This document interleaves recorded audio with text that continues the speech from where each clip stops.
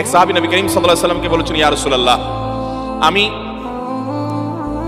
আমি অনেক আমল করতে চাই, কিন্তু আমার দুর্বলতা আছে, আমি পারি না। ধরুন আমি দান করতে চাই, আল্লাহ তাআলা অনেককে অনেক টাকা পয়সা দিয়েছে, তারা দান সাদাকা করে, মসজিদ মাদ্রাসা করে, কল্যাণমূলক কাজ করে, কিন্তু আমি পারি না ইয়া রাসূলুল্লাহ, আমার দুর্বলতা আছে, আমি কি করব? খুব গুরুত্বপূর্ণ একটা হাদিস। ইয়া রাসূলুল্লাহ, আমার দুর্বলতা আছে, অনেক আমলের ক্ষেত্রে আমি করতে পারি না। কারো শারীরিক দুর্বলতা থাকতে পারে, যে তিনি রাত জেগে ইবাদত করতে চান কিন্তু কুলায় উঠতে পারেন না। তিনি দিনভর নফল রোজা রাখতে চান, কিন্তু এইরকম অসুস্থ মানুষ যে তিনি সেটা পারেন না। অনেকে অনেক আমল করতে চান কিন্তু সাধ্য নাই।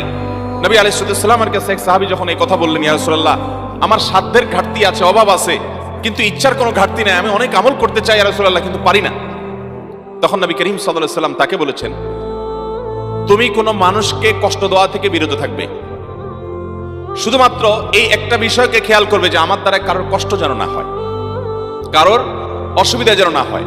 এই বিষয়টা যদি তুমি খেয়াল করো, তাহলে সেক্ষেত্রে এটা কোনো কাজ না, এটা হলো একটা অন্যায় থেকে নিজেকে দূরে রাখা। শুধুমাত্র সতর্ক থাকলে, চৌকান না থাকলে যে কারো ডিস্টার্ব হচ্ছে কিনা, অসুবিধা হচ্ছে কিনা, বাস এই মানসিকতা নিয়ে যদি তোমার দিন পার করতে পারো, রাত করতে পারো, সপ্তাহ মাস পার করতে পারো, জীবনটা পার করতে পারো, যে তুমি সব সময় সতর্ক, সচেতন, চৌকান না, তুমি 4 চোখ 6 চোখ নিয়ে থাকো যে আমার দ্বারা কারোর যেন কষ্ট না হয়, এই কাজটা যদি তুমি করতে পারো, তাহলে সেক্ষেত্রে এই কাজটা তোমার আমল নামাকে সাদাকার সওয়াব দিয়ে পরিপূর্ণ করে দিবে।